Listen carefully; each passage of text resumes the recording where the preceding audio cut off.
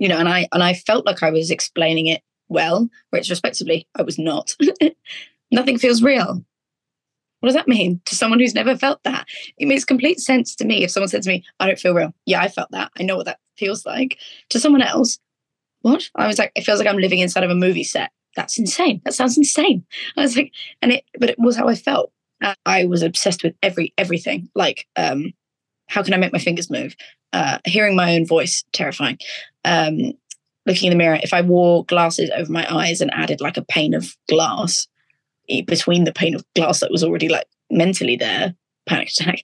Like such tiny things would set me off. And I just remember thinking to myself, like, what is going on?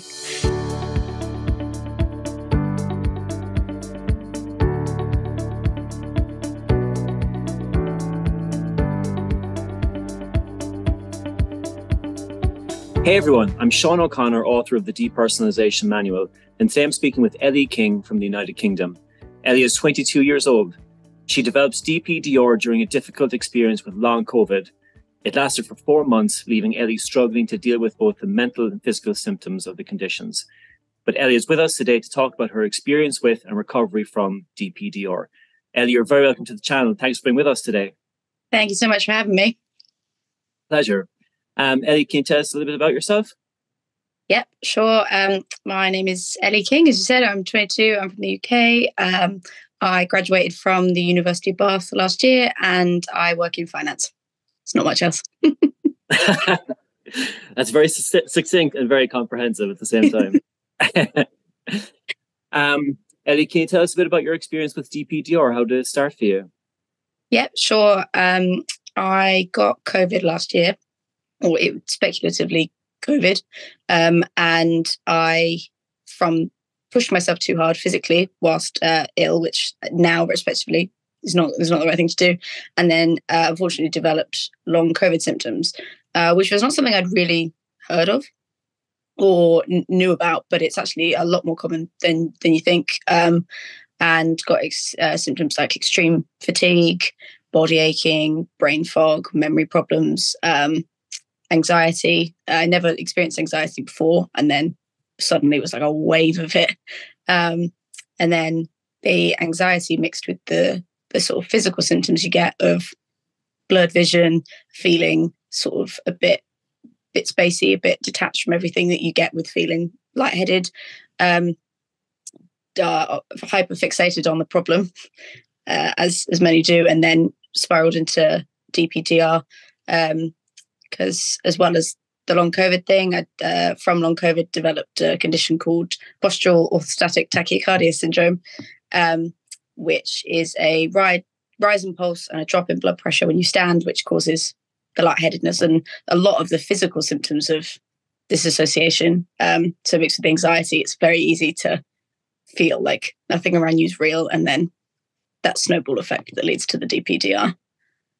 It's interesting how kind of with COVID and even kind of with like a heavy cold or heavy flu, but there's the feelings of like shortness of breath, and actually more so with COVID than the others, but like with shortness of breath, like chest pain, rapid heartbeat, it can often feel in many ways like the sensation of anxiety or of a panic attack, and also just the kind of the isolation that can come with it. And also the idea that like not knowing exactly kind of like what's happening with it or how long it's going to last, especially with long COVID, can be particularly frightening. Ellie, was there a specific moment or a specific a time where you felt that the feelings of DPDR kind of increased or became more apparent? I would say so. Like you say, the symptoms of long COVID, and the same with POTS, of the rapid heart rate, breathlessness, blah, blah, blah, it's very, very similar to anxiety symptoms. So I very regularly spoke to doctors, and they were like, well, that's just anxiety. But I was saying it was like it was backwards. I was getting the physical symptoms of anxiety, and then the mental stuff would kick in from the physical. But this was triggering so many panic attacks, because now I get up and I have all these symptoms. I just go, it's POTS. I take a tablet, I sit down, and it goes away naturally. Whereas before it was very much like I feel like I'm having a heart attack. I'm very spacey, dizzy, feel like I'm going to faint, I kept saying I feel like I'm going to die. And then having these major panic attacks, which then led to the feeling of detachment, fixating on that, and then panicking about that, and then panic attack, and then would have a physical panic attack and then a mental panic attack. And they sort of bounced off each other to the point it was happening like 5 or 6 times a day, spiraling downwards, and then just felt completely detached from myself, completely detached from the world. Nothing around me felt real. And I remember saying that to my dad, and he said, I do not know what that means. And that freaked me out even more. Because I just don't know what you're talking about. And I was like, well, I've gone mad. Thinking things like maybe I should institutionalize myself. I feel like I'm got schizophrenia, all the classic like DPDR thoughts, that I know now. But, sitting thinking I've gone mental, mirrors really scared me. I had like just spiraled down massively and just, very dark hole for a while with it. And so where were you at this time, Ellie? Were you in the UK, or are you working? Where were you? I was living in London, working in London, and unfortunately not been working recently due to the just sort of managing the long COVID and pot stuff. But I was off work, and I think it's a good and bad thing because it allowed me to recover, but not having anything to think about except for nothing feels real, nothing feels real, nothing feels real. Made it worse a lot faster, but also not having the energy to work. So I think it's a difficult situation when like chronic illness triggers something like this, because you have to take the time to look after yourself, but your mind just runs. Yeah. Absolutely. And with anxiety-based conditions, one of the mistakes that we at the beginning of when we experience them, we tend to set everything aside to try and fix this, which can be useful at the beginning, but kind of after a while, you do need to kind of put a label on it and start to let it go, because it's ultimately the fixation on it that can keep it going. But I think that like when you're in a situation where you actually do have a debilitating physical sickness as well, which is kind of preventing you from just like, I'll just get up and go, I'll throw on a podcast and I'll go for a jog. But no, that's not an option. So I am just literally kind of sitting at home, feeling short of breath, feeling exhausted, and then jumping to kind of like panicky conclusions about all these different, about what it could be like, Yeah, please. Yeah, no, I just, I did the classic thing of jump into the forums, which I now know it was helpful and it wasn't helpful, because jumping into the forums of long COVID helped me go to the specialists that I needed, because the symptoms I saw them all and was like, yep. But then I also read I've had long COVID for 2-3 years and I'm bedbound still and nothing's ever got any better. And then reading things like, it can cause inflammation in the brain, and it can cause, a higher increase of stroke and issues to your memory and brain damage, and just you could really say anything. And there was everything. And so I was thinking, especially with my things like my memory, I was thinking, I got brain damage, the really catastrophizing things in my brain, but making the DPDR worse, going, I'm never going to be the same again. My memory's never going to come back. I'm never going to be able to work again, and spiraling chronically, but also with the DPDR. And then also going onto the DPDR forums, and, now I know that's wrong and I stay far away from them. Although I went back to post a recovery post, because I know a lot of it is just incredibly dark. In there's not a lot of people that come back to say, this went away for me. But when I was sick with it, I would read a positive post and be like, that's great, I feel better. But then would keep scrolling and read one that was like, I've had this for 10 years. And then spiral. Yeah, I was the same. I had like a list of like recovery stories that I would go back to again and again. And it feels like it's a positive kind of constructive thing to do. But, what I realized as I recovered was I was just like sitting on my computer to take like 40 minutes out of my day to just read about depersonalization, derealization at a time when I didn't want to do it. But, it did.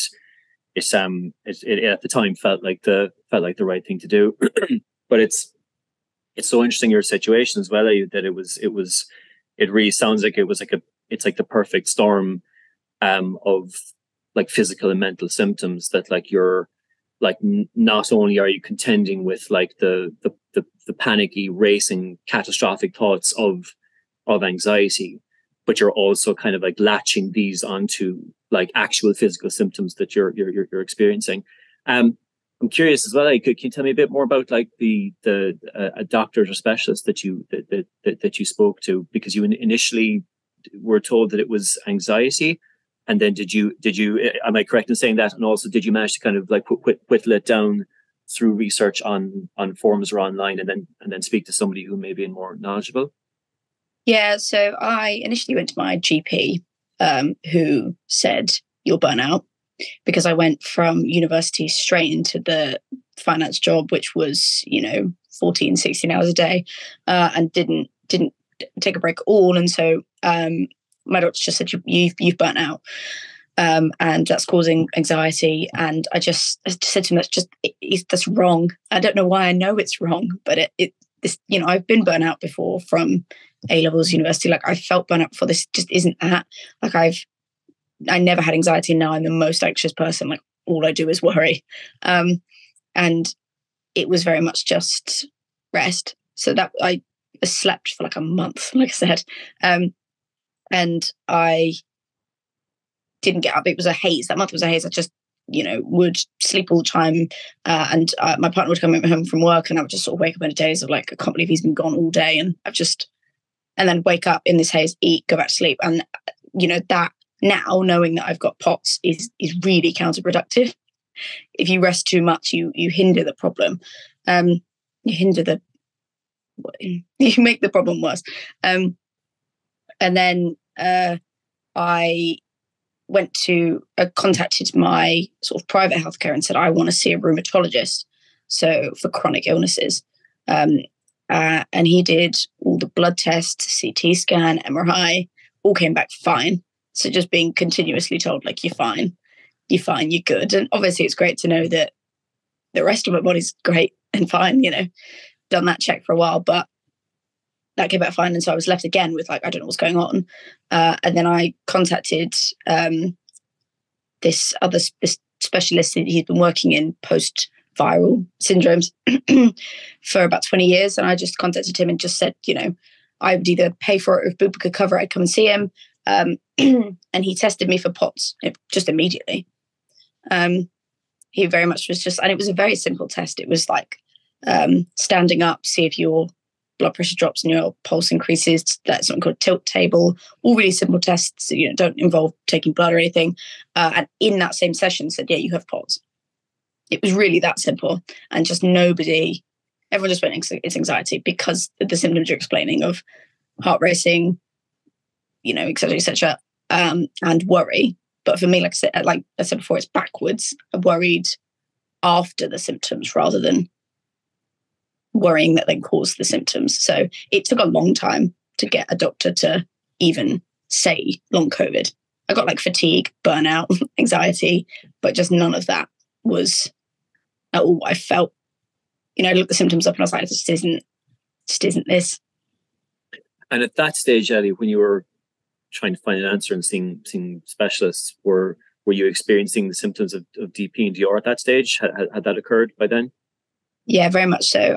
The panic started very early on, because it's that heart racing thing. I took myself to A&E a couple of times, honestly, because it feels like having a heart attack is the only way I could explain it. And I'd wake up in the middle of the night and my heart would be in my mouth and I couldn't breathe and like sweating and just disoriented, and would take myself to A&E and they would just say, this sounds like anxiety. And I just kept saying that. But yeah, that all triggered the DPDR. And obviously like continuously feeling like you're having a heart attack is quite mentally draining, which I then fed into the DPDR. But yeah, I went to a lot of doctors and said that I felt sort of detached from reality, and I would, like you said in your book, I'd got anxiety back, and that's not necessarily wrong.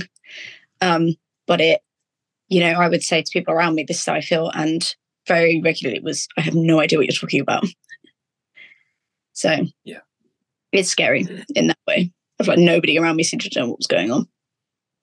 It's always a scary thing to kind of to try and describe those symptoms to people around you, because like if the doctor isn't familiar with those symptoms, and they're the awareness of it is definitely increasing.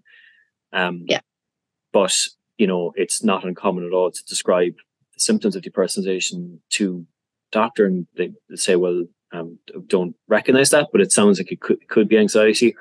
But as you say as well, like speaking to like friends and family members and describing the symptoms, and as your dad said, like I don't know what you're talking about, which is a frightening experience both for you and for him, I would imagine. I mean, it certainly was with my parents. Like back in the day, it was like I could see like they didn't.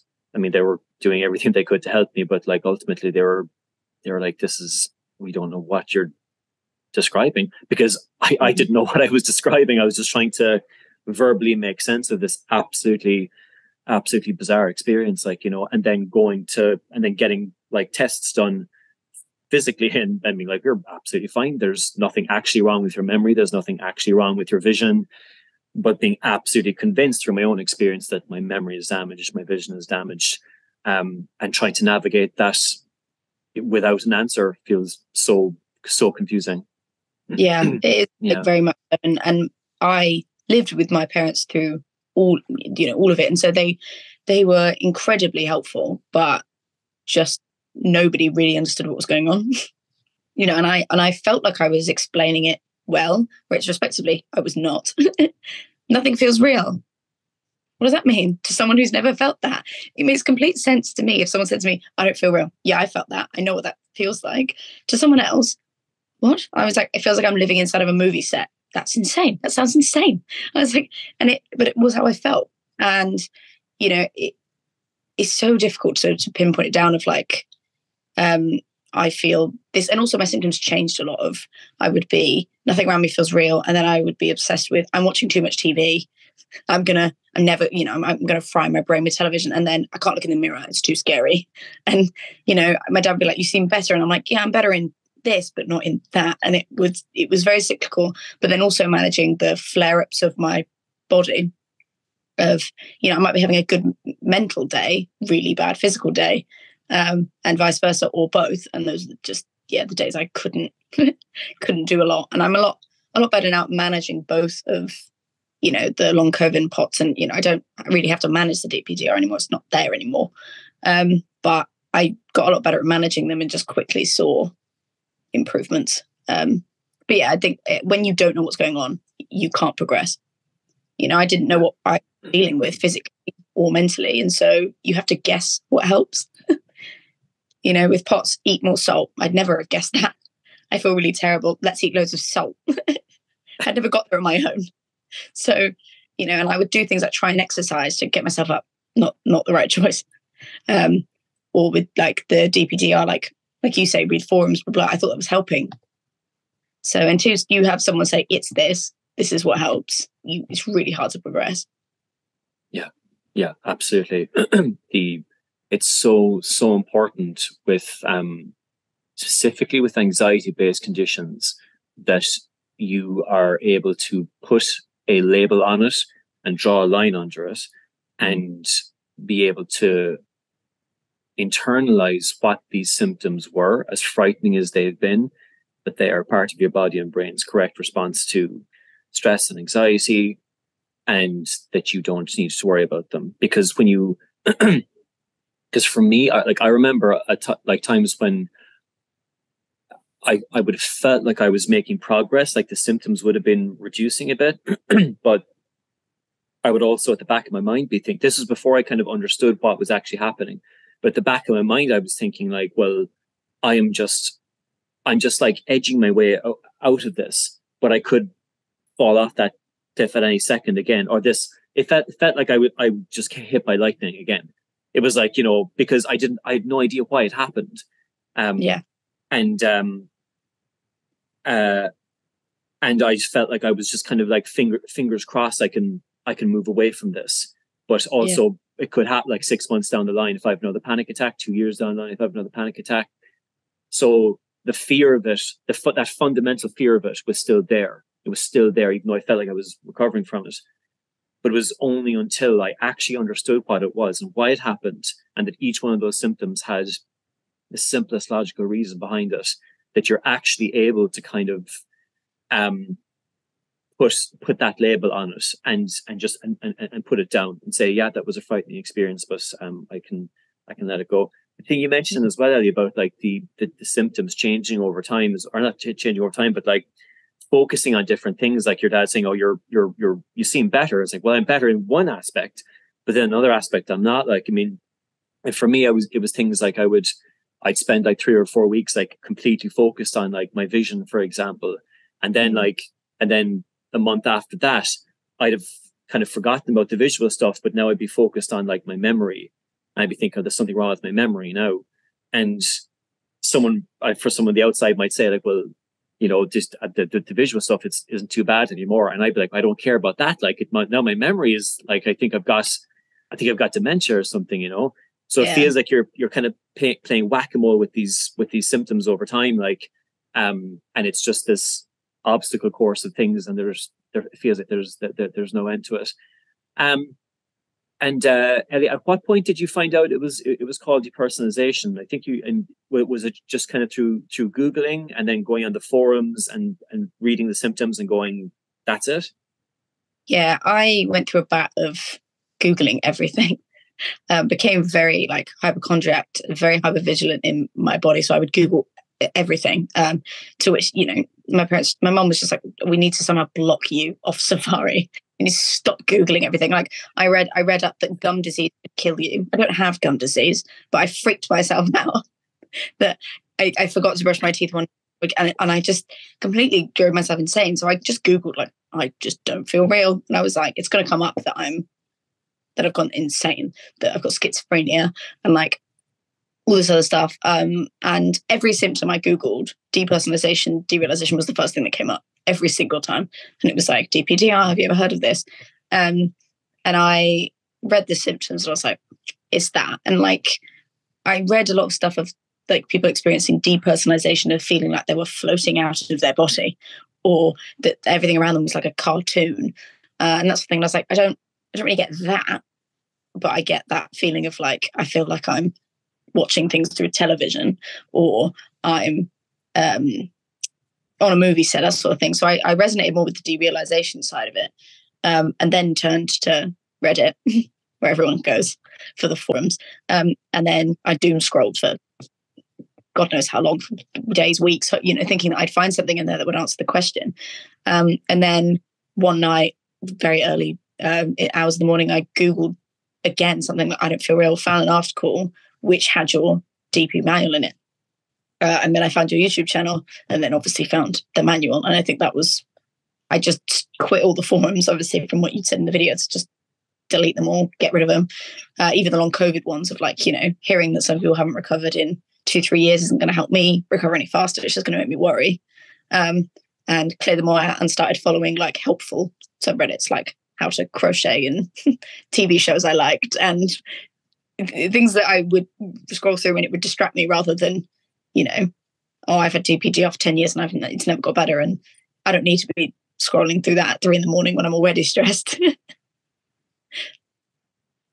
And when you found out what it was, Ellie, did that kind of change your approach to, not just in the practical steps, but your approach to kind of thinking about it? Or did you speak to any special or doctors or anyone after that, even speaking to your parents about it, for example, or your partner?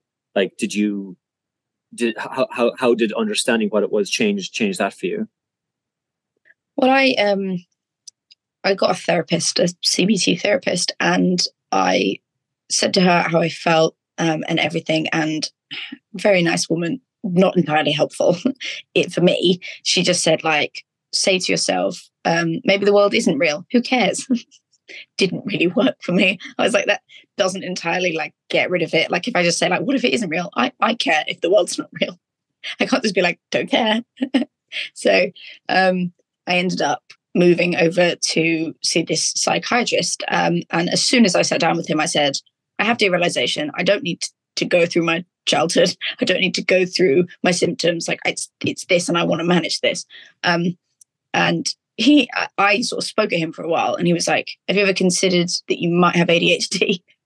Because I just spewed at him, and I thought no. And he said that things like ADHD and ASD impact the way that you deal with things like DPDR, because with ADHD you have like intrusive thoughts anyway, and running thoughts and that sort of thing. And so he gave me like ADHD management skills, of like how to just stop your mind from snowballing, which was, I think, really, really helpful. But he was the only person that I said, I have derealization. And he was like, yeah, I know what that is. Everyone else is sort of, what is that? Like, and you could say disassociation, but they assume dissociative identity disorder, which is a whole other thing. You know, that's obviously your identity switches. And I was like, it's not that. I'm still me in here. So yeah, first person to actually say, yeah, it's this. And have you ever considered this? So yeah, he was a proper specialist though. That's really, really interesting about the ADHD kind of approach to reducing racing thoughts. That those kind of techniques would help with anxiety as well.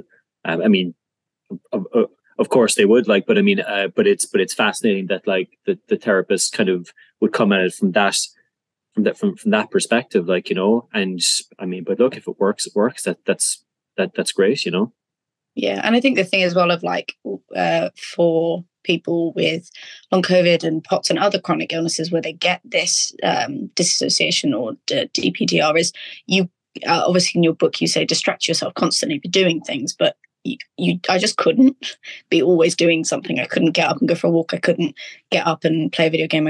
All I could really do was like listen to a podcast all the time. But then I became very introverted. And so for me, it became about managing my thinking. And so I learned a technique called like cognitive diffusion, which is, say that my thoughts are these glasses and I'm looking through the world through my glasses, and you get a thought and your brain assumes that that's correct. But you can just go, no, I don't want to look at the world like that, actually. I'm having this thought, doesn't make it real, and put on a different pair of glasses and go, I choose to believe this. And it is hard because your brain throws lots of things at you, but you have to just say, thank you for that thought, brain. But I'm going to think about something else. And I found a really helpful technique was if my brain would go, but what if nothing's real? I would say, thank you for that, brain, really unhelpful. Instead, I'm going to think about and then come up with the most insane thought I could possibly come up with, like a pink elephant with roller skates on the moon, made of cheese, and just add a level of weirdness to it each time. And every time the thing had to be weirder, and very quickly your brain is just off of that. Because you just can't physically distract myself constantly. It wasn't possible. So it became just about my dad calls it the little imp in my brain that throws these thoughts. And he was like, just put it in a cage. Put it in a cage, let it shout, just ignore it, like a screaming toddler. Yeah.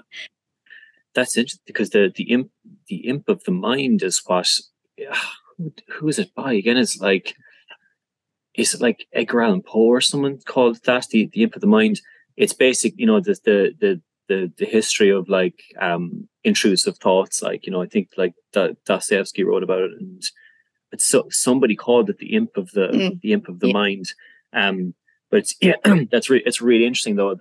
Those techniques you have, Ellie, and it seems that like so much of it is like it's just finding ways to train your brain away from defaulting to these thoughts or ruminating on them when they occur.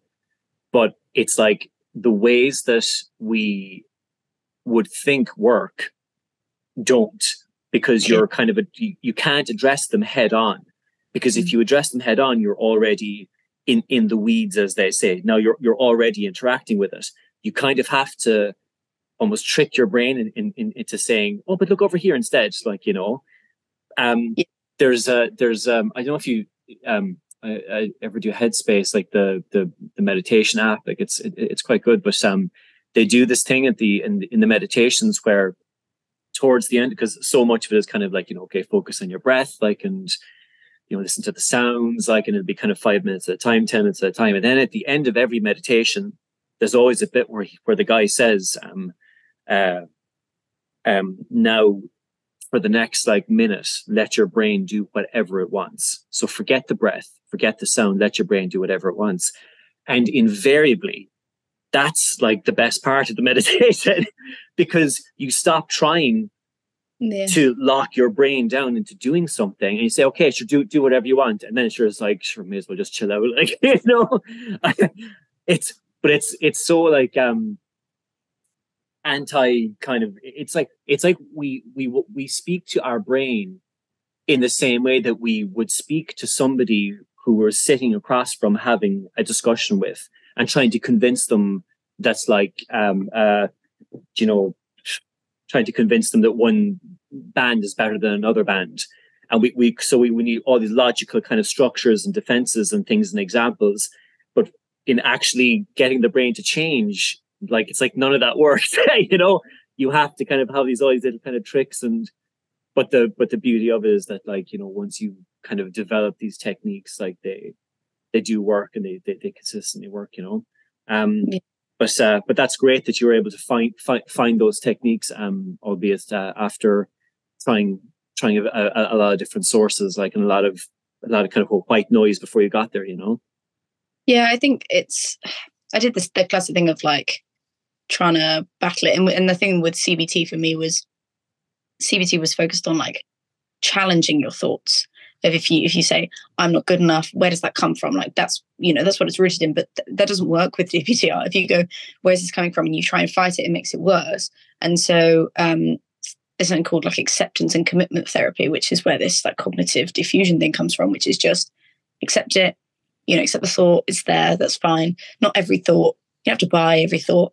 You walk past the store, lots of clothes in there, you don't have to buy them all. You might not like them, but they're there. And I found something really helpful. It's a ridiculous trick, and it makes me laugh now.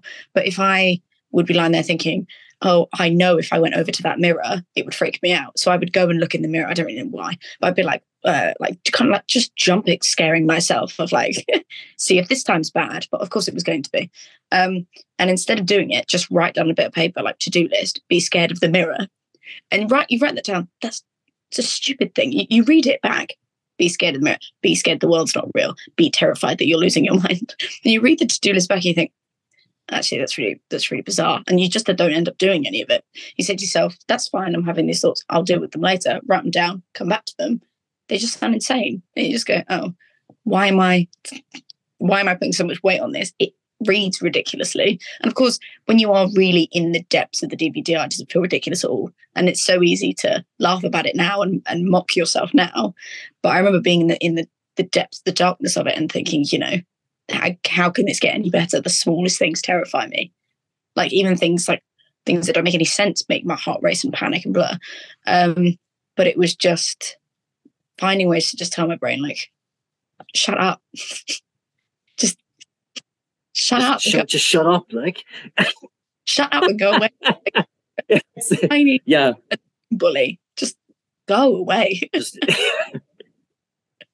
It's tough, but it is like that. It's just like there's just a little, it's like a limp in your brain. Like, just imagine caging it up. It can scream all at once, but just listen to a podcast. Ignore it. It's hard.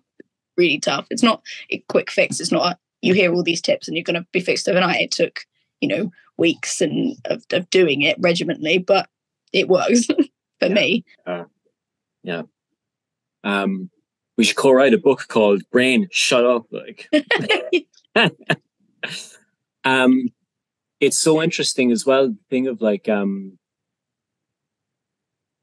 of how your perspective on the thoughts changes them, because like, one thing I often say to people is the content of the thoughts that you're experiencing is not important. So like, one example I always like to give is the film The Matrix, right? So I was like I love The Matrix, the first one. Yeah. The first one, not the rest of them, but the first one's great. But I was terrified of that film because it's about, like being in a different reality. So I was terrified of it. And I thought, like, at one stage I could never watch that film again. Now, when I recovered, I came back to it and was like, "Oh, it's actually wonderful." So, but the film hadn't changed. Film's exactly the same, but my perspective on it was like revolved around it, and went from "I love it" to "I'm kind of scared of it" to "I'm terrified of it" to "I literally can't see a poster of it without having a panic attack." And then it revolves back around to "I feel okay. I think I could watch this again. I'm watching it again. It's actually I love it." Yeah. The content and it's the same with the thoughts. The content of the thoughts is basically not relevant. It's your perspective on it. But it's so interesting what you say, Ellie, about like the tricks that we use to change that perspective. Like one perspective of the mirror is like, if I go over and look at that mirror, I'm going to be absolutely terrified.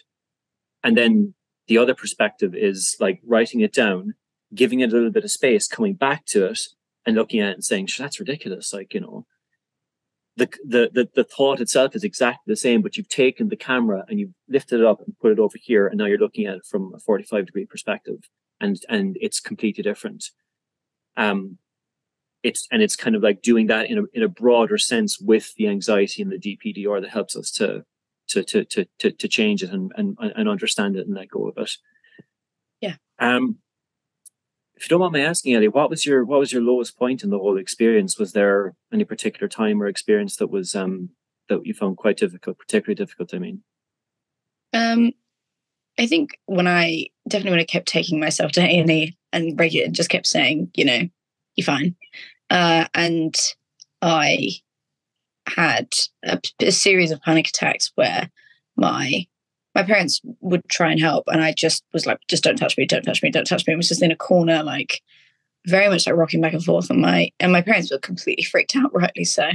And I, that's when I was thinking to myself, like, should I institutionalize myself? Like, I've never been this scared in my whole life. Like, I cannot imagine like ever coming down from this. It feels so terrifying, and just a period of having that. And I would look in the mirror and I did not know who she was. And it just, and that's where the fear of the mirrors came from. And I was obsessed with everything. Like, how can I make my fingers move? Hearing my own voice, terrifying. Looking in the mirror, if I wore glasses over my eyes and added like a pane of glass between the pane of glass that was already like mentally there, panic attack. Like such tiny things would set me off. And I just remember thinking to myself, like, what is going on? Because I'd never had anxiety before, like I said, or at least, the normal, like not normal, but as in nervousness or, anxious about presentation, not the unexpected, unexplained anxiety. And I have a friend who has anxiety, and I texted her and I was like, if this is what anxiety is, I'm so sorry. I've never understood you, like, until now.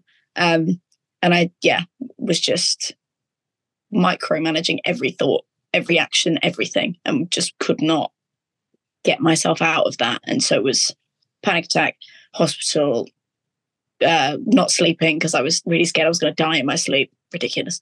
And then I had a really short stint of benzos, which I recommend and don't recommend at the same time, because it allowed me to see that the world was still calm and everything was still there, but it made me groggy and foggy, and so didn't help in other ways. But yeah, it was a dark time, and I know a lot of people, obviously most people with DPDR have intensely those dark periods, and come out the other side of it. It's just, it really does feel like there's no light at the end of the tunnel when you're in that sort of hole that you've dug yourself. Yeah, it's very difficult. Can you tell me a little bit more about going to A&E with us, Ellie? Did you how did you describe? Well, I mean, first of all, what was it like actually kind of getting yourself up and going to hospital with this?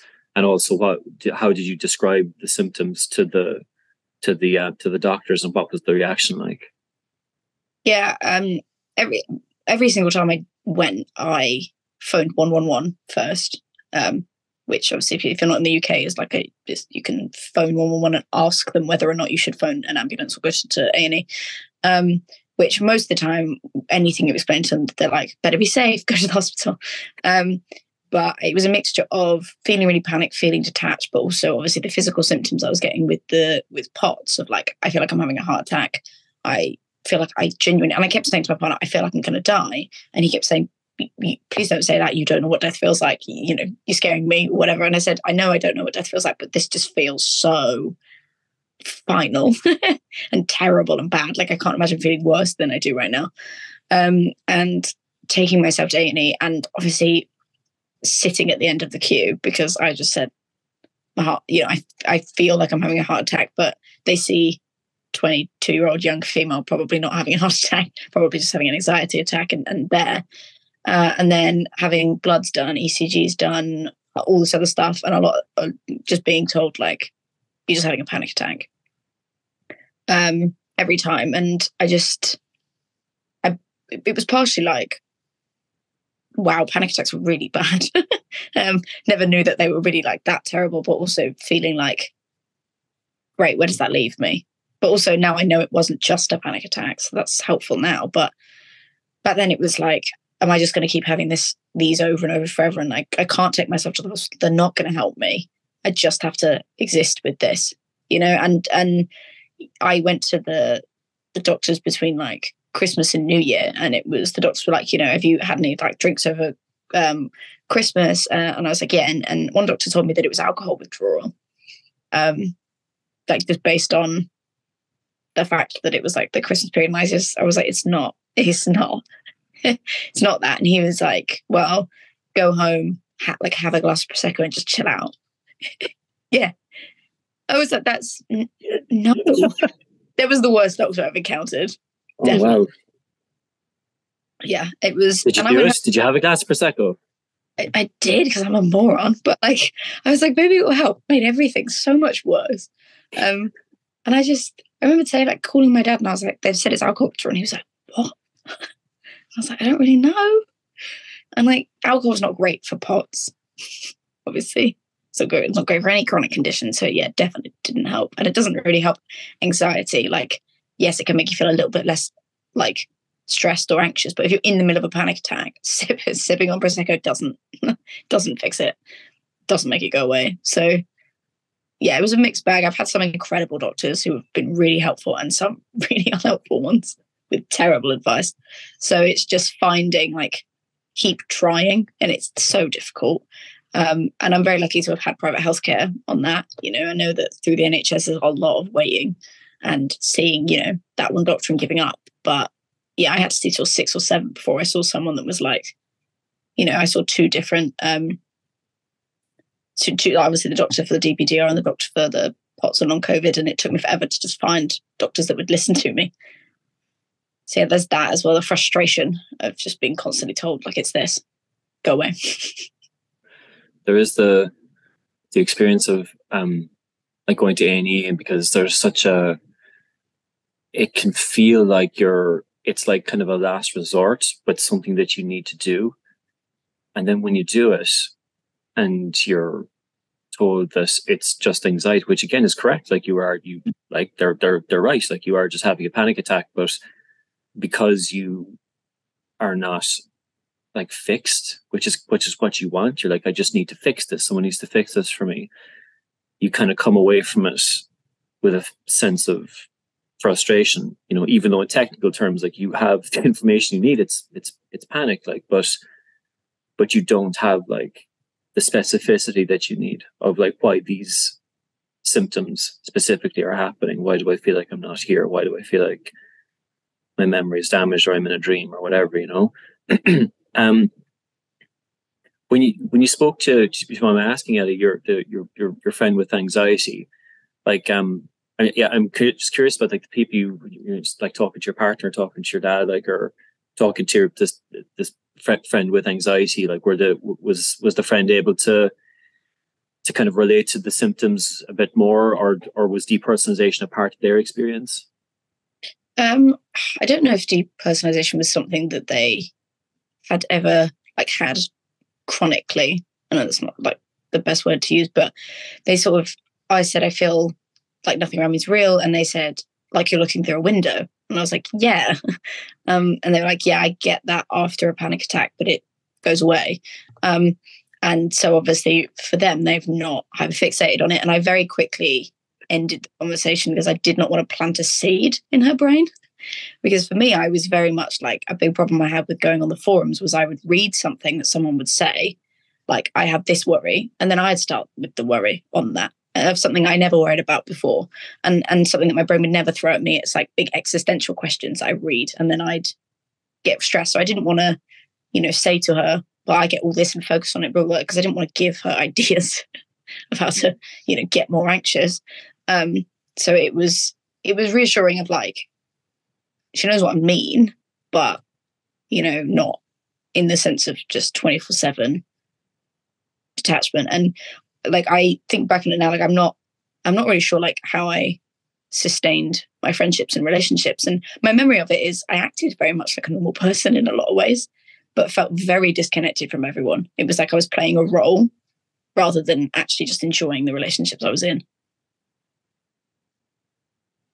It's a very, very common experience that when you're going through it, you feel such a profound sense of disconnection and even loss for the relationships around you. But for the people around you, you may seem like a little bit distant. But I mean, a lot of the time, people, unless they're quite close friends, or but they may not even spot that anything is the matter. It's one thing I say to people who I speak to in coaching sessions and things, is that if they didn't mention the word anxiety or depersonalization to me, I would never guess that anything was wrong. These people are, they're bright, they're talkative, they're interested in talking about their experience, but which was the same that I was, as I felt back in the day. I remember showing, talking to friends of mine after I recovered about nights out that we would have had, or concerts we would have went to and stuff, and me saying I had a horrendous time that night. I was completely disconnected from the world, and just they always just look at me and say, what are you talking about? You're completely fine. And there'd be photographs or videos from those nights where I look like I'm absolutely fine, but it just kind of demonstrates the gulf between the intensity of kind of the experience of the anxiety, what we catastrophize it is to other people, or how it's affecting other people, and then what the reality of it is for them. One thing that people often mention is is if they're walking down the street and they'll see a reflection of themselves in a shop window, and they'll be shocked at how normal they look. They're just geez, I actually kind of look okay, because in your head you're thinking all these wild existential thoughts, but the reality is that you're just kind of walking down the street, and just, there's a strong chance that nobody notices anything is wrong, Yeah. Absolutely. Yeah. So how did your recovery from DPDR start, Ellie? Was there a specific time or a specific moment that started that for you? Honestly, I think finding your YouTube channel, it started mostly with watching the 3 facts you need to know about it, or the 10 common symptoms, those videos. And I remember being in a bat of I'm going insane. This has to be insanity. This is nothing else. And there was, in one of your videos, I couldn't pinpoint which one, you said worrying that DPDR would make you insane is like worrying that a fire alarm would burn your house down. And I burst out laughing because I was like, that's so right. And that fixed that thought for me. Gone. Immediately. Just was cool, fine. And I told that to my dad, and he was like, that's a great quote. I was like, it's right. And it's such a funny concept of that fire alarm's going to burn my house down.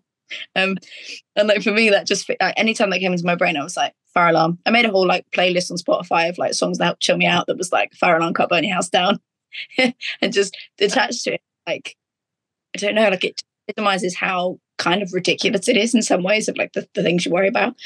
And then also just, you know, having somebody tell you, like you said in your book, of like just having somebody say to you, I know what you're going through. This is, and also hearing, like you say, all the symptoms, and I go, it's all of that. And like I say, like some of your videos genuinely made me laugh out loud because I was like, yeah, I get all of that. And maybe it's not as serious as I thought it was. And so it went from a nothing feels real, I must be going insane, to, oh, okay, that's a deep DPDR thing. Still scary, but it's, at least I know it's just an anxiety thing. And then obviously, reading the manual or listening to the manual. I'm not very good at reading at the moment. Yeah, on COVID just makes your concentration terrible. But listening to the book and just the pep talk I listened to a lot, which helped me massively, of just like the reiteration of like, this will go away. It's in your mind. You're kind of doing it to yourself. You know, shut up, brain. Stop trying to sabotage yourself. We like it here. It's fine. Yeah, but that just find techniques of, you know, you'd say distract yourself, and I would try and do that, but then it would exhaust me. And just finding for me that the distraction had to come from my own thinking, of like, think about something insane, listen to a podcast, and then a big one for me of like getting rid of the fear of the mirrors was I would just sit in front of the mirror and do my makeup, because then I was looking at myself, but I was doing something, and it was like doing my eyeliner or eyeshadow or whatever it was. And then it was like my reflection wasn't so scary anymore, because I've just been looking at it for 30 minutes, but not really looking at it. Because any person, I said this to my partner, I was like, any person who stares in the mirror at their own face for longer than like a minute gets freaked out by it. It's a weird experience. You sort of look into your own eyes. You're not really meant to do that. And he was like, yeah, if I do that, it freaks me out. And then I would say my own name over and over again until it sounded like gibberish to freak myself out. Don't know why, but any person gets that with saying the same word over and over again. But I was convinced it was because my brain was melting. So it was just getting these things of like, it's just, you're doing this to yourself. Just stop it. And that's where the recovery came from. I think just like these habits, like you say, habit changes. That's, yeah. There's a term for that actually called, so when you say a word over and over again and it loses its meaning, it's called cognitive. I think it's called cognitive. No, I have it. Semantic fatigue. That's what it's called. Yeah. There's a short story about it by a guy called Jonathan Latham, and it's absolutely one of my favorite short stories. It's incredible. But it is this, like, I remember talking to like a lecturer about this back in college, like 20 years ago. And she was saying, because she mentioned something about this, like about like, you know, if you say a word over and over again, it just loses its meaning. It just becomes like a jumble of syllables, you know? Yeah. But it's just this weird little kind of, it's actually kind of a cool little, you know, interesting thing that with repetition that our brain does. If you, in the context of anxiety, it's like, you know, oh, something's terrible. Why am I doing this? Like, you know, what's really interesting as well, Eddie, is that like, as part of recovery, we kind of like, we think I need to get back to being able to do the things I used to do without freaking myself out. But it's like, but like, I never used to sit in front of a mirror and look at myself. Like, I never used to sit around like, you know, chanting my name over and over again. You know, I did. That's how I spent my 20s, like, you know. But you know, it's like we get this idea that we have to kind of defeat these little challenges for ourselves. Like, well, I need to be able to look in a mirror for 15 minutes without doing that. Like, it's well, but do you though? Because like, did you ever do that in real life? And another thing that like people often say, and something I encountered myself, is like, you know, when you try to get back to living your life like as if you felt no anxiety, it's like, well, I just want to be able to sit down for 10 minutes and do nothing. and that's like an aim that you have. But it's like in your non-anxious day-to-day life, nobody sits down and does nothing for 10 minutes. Like you're always doing something. Now, unless you're meditating, but even meditating is doing something. You're like focusing on your breath. But like nobody sits down on the couch in abject silence for 10 minutes and does nothing. Like you're always listening to a podcast, you're doing some exercises, you're texting a friend, you're organizing the day. You're always doing something, like, but we get this idea into our heads that like, well, I need to be able to stare at a wall for 15 minutes without having a panic attack. It's like, no, you don't, like, because nobody sits around staring at walls unless you're meditating. But it is fascinating that we kind of put up these little obstacles for ourselves, or these challenges that have nothing to do with like what a non-anxious day-to-day life is like.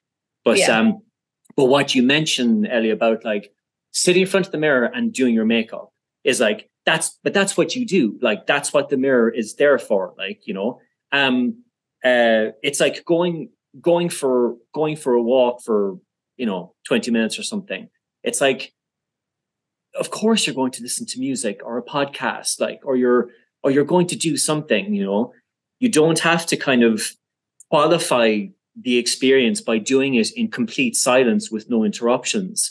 Like it's like if you like training yourself back to being in a calm state.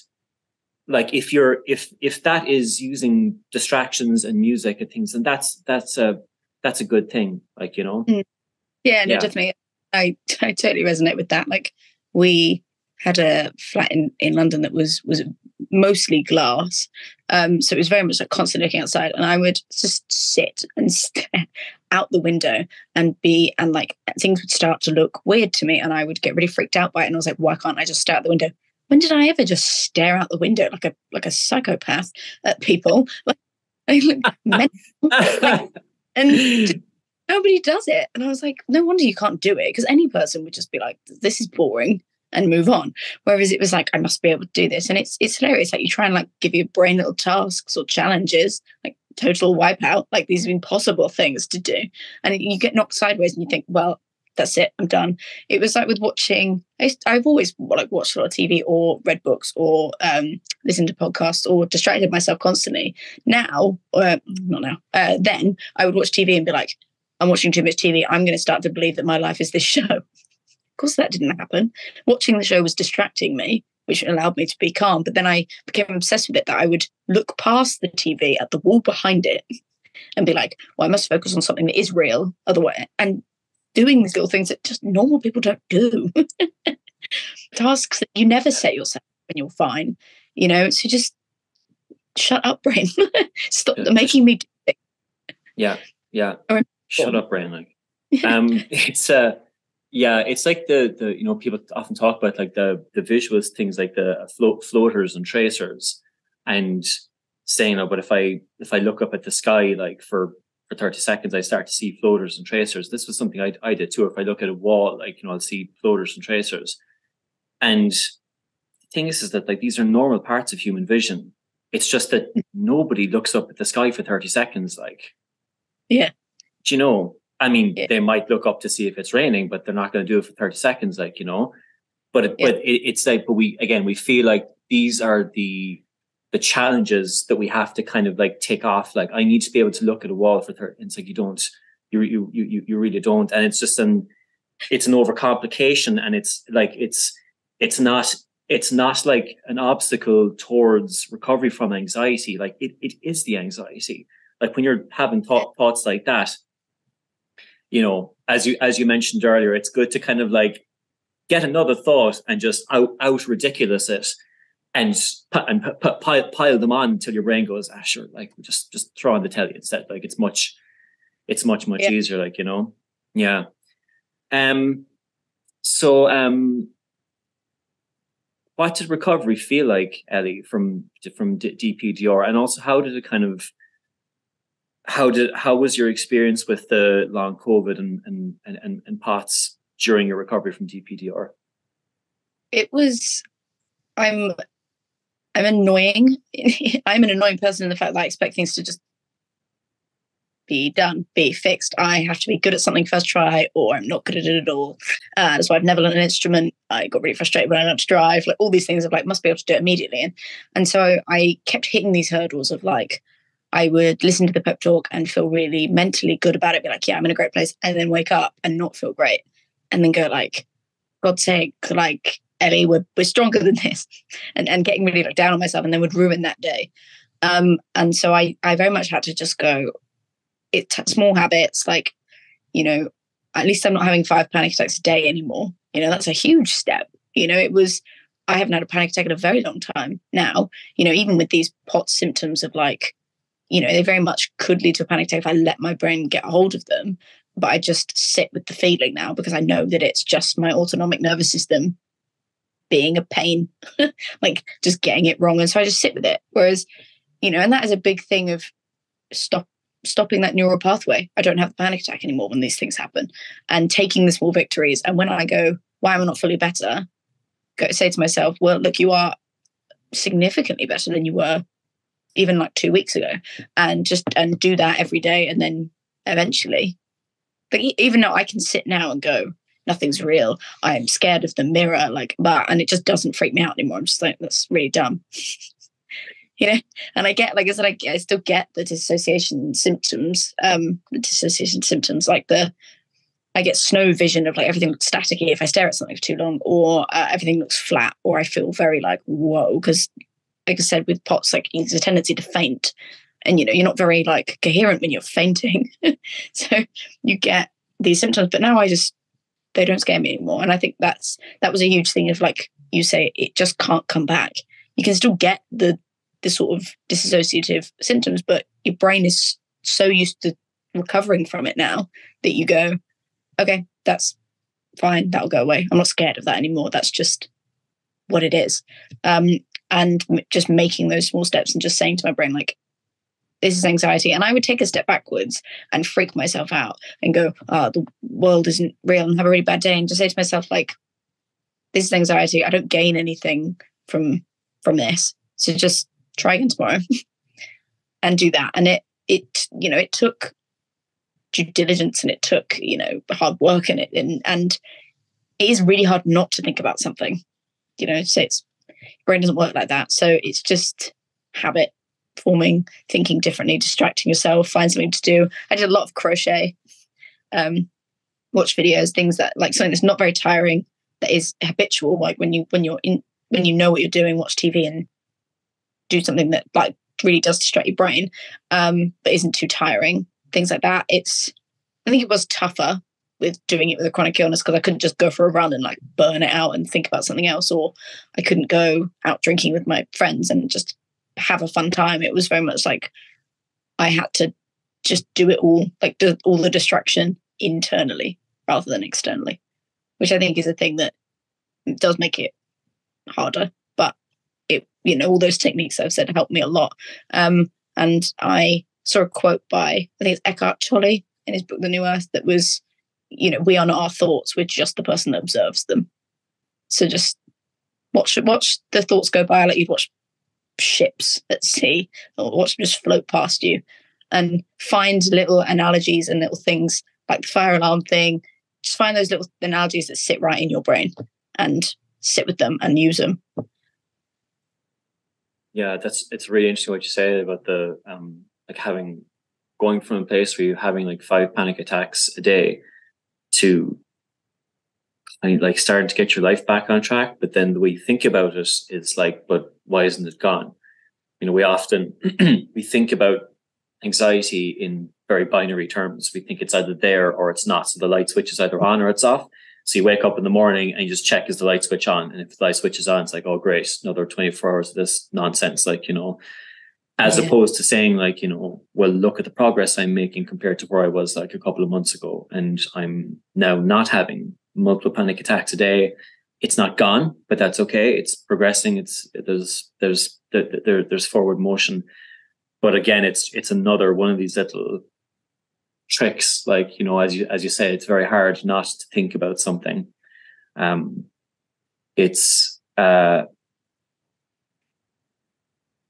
it's training, you know. It's like saying if your mind defaults to a particular anxious thought, it's about not getting angry about it, not getting frustrated, just being like, okay, that's the thing my brain did, but I'm training my brain to do this, to do this other thing, and learning not to engage with that thought or tendency whatsoever, because it's the engagement that gives it credit, that gives it power. Like, you know, it's the engagement, like I mentioned earlier, like the content of any particular thought is basically irrelevant. It's the degree to which you focus on a thought over and over again that gives it weight, and that's what habit is. And ultimately, all we're doing over time is changing a habit. Crochet thing is great. Like, I started playing a lot of guitar when I was recovering as well, and I would literally just like sit down and just practice a song, like, or learn a song or something, because when you're focused on doing that, like your brain can't really do anything else. Like, you'd have little kind of moments of kind of drifting back to the thoughts or whatever, but like, I have to learn how to play this solo or this riff or whatever. Like, you keep redirecting the focus over and over and over and over again. And doing those things like while watching television, again, it's just more and more distraction. It's like sucking all of the oxygen away from the anxiety. It's just saying we're not giving this any space anymore. Like, you know, this space is going to be all taken up by television, crochet, guitar, podcasts. Like, it's all being taken up by this.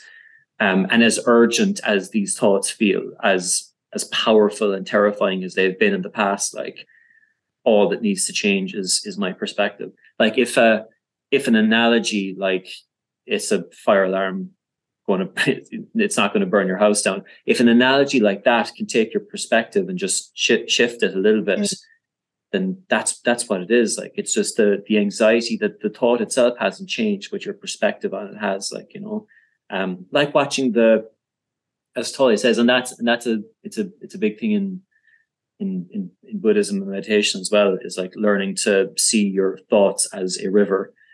And like, you know, but it's your job to get out of the river and watch the thoughts happen. Like, and some of them will be scary, and sometimes the water will get really fast. Like, but don't jump in the river to try and stop it. Like, just watch it happen. And that sense of non-engagement gives you more control over it ultimately, you know? Yeah. Yeah. So now that you've recovered from DPDR, Ellie, what's your day-to-day life like? So I know you're still dealing with the POTS and the long COVID, but what's your routine like on a daily basis? It's up and down. Some days I have to sleep most of the day, and others, like today, you know, I feel okay. I'm going to start doing some sort of more financial modules soon. I think just give myself something to do, and then I can sort of do it on my own time. I think that's the thing with POTS, of like managing just like when you feel good. And like, I have been managing recently to rollerblade with my partner's younger sister. She got some rollerblades, and so teaching her how to rollerblade, and like that, you know, if I've got the energy to do that, just little things like that, like fill the day. Because, you know, from chronic illness, like, it's good to be distracted as well, rather than sit there and think like, I just feel bad again today. And also, you know, I've got a diagnosis, I need to move forward. So it's just finding ways to fill the day again. But my life isn't incredibly structured right now, but I'm working on it for sure. And in your experience with the POTS and the long COVID, like, do you feel that it's a kind of a slow process of improvement over time? Is it just kind of being patient with it? Yeah, I think so. The general consensus I've got from sort of my rheumatologist, the guy who specialized in post-viral conditions, was, you know, what he said to me was like, this isn't a death sentence. You know, it shouldn't be forever for you. Like, he was like, it could be, it can be, but it shouldn't be if you look after yourself right and rest, and, you know, don't try and go back to working 100 hours a week, don't even do 40, like just start doing, like find something that you can do for 3 half days a week and find structure in that. And like, I think I said this to my dad, I was like, I can deal with having a bad physical day if my mental health is good. So like, given that, the recovery from DPDR, and it's not only like, have I recovered from the DPDR, like my ability to manage my thoughts and have a much more positive outlook on everything is much stronger, because my brain is I have a greater handle on, my thinking. I have a thought like, what if this is forever? It's the same thing with the DPDR. Thank you so much, brain, for that thought. Really not helpful. Anyway, moving on. Whereas, before I'd focused on that, and that would have caused me to get really sad and worried and down on myself. So, I can focus on my physical health because of all the techniques I've learned of like managing my mental health in a much more positive way. That's great to hear. So the recovery from anxiety is giving you tools to deal with the stress of the physical stuff, like, Yeah, it's so hard to deal with both at the same time. When you physically feel terrible, mentally feel terrible, like you just bogged right down. So it's feel mentally okay, then you can deal with yourself physically and like feel okay. Or if you feel mentally bad but physically, you can go for a run or make sure that you cook for yourself, eat well. It's when you got both, it's bad. But yeah, I haven't had a bad day of both for a very long time. So great to hear. Ellie, there will be people watching the channel who would be going through the same experience, or at least a similar experience to what you had back when this first started for you. What advice would you have for anybody going through that? Do research, but don't do too much research with the long COVID and the POTS thing, because I very much said to myself, I think this is long COVID, I think this is POTS, before I even got diagnosed with either, from my own research. And I did, thankfully, I had a family friend who also had long COVID, who saw me and went, you have long COVID, you have what I had. So I help in that. But doing research definitely like got me a few steps ahead. But once you think that you've got something, don't spiral into the Google hole or the Reddit hole or any other forum. Just go to a doctor and talk to them. And the same with the DPDR. And I would find something that you find positive. So for like your channel, the DP manual, like find something positive and just stick to that. Leave the forums. Don't, like you said in your book, stop talking about it. Stop waking up and saying nothing feels real again today to your partner or your parents or your friends. Stop saying it over and over again. Stop reiterating it, because you say it out loud, your brain goes, oh, okay, great. Just do your best to, and your life will never be what it was. And that is a big thing that I had to go through of like, I was told on one of the subreddits of like, get ready to grieve yourself. And that's a huge statement. And I was like, that's really scary. But I think you do a little bit of, I can't run anymore. I can't do a lot of the things I used to be able to do, but I am objectively stronger in my mental capacity and things like that. And you will change. Stop clinging on to who you were. Like you're a person. People change. They have to. You're speaking in terms of the long COVID. Yeah, and also like I would say with the DPDR, like when you're in it, like don't stop feeling bad that you are not where you were 6 months ago. You will come out the other side and you're not going to be the same person. You're going to be better in your ability to manage yourself, empathize. Like I think you said in the book, like just nothing will scare you anymore. And just be patient. I'm not a patient person, but I'd say I am more so now. Yeah, of having to just take it day by day, because you have to be patient. You're forced to be patient, really. So don't fight it for the first 3 months and then be patient. Just be patient.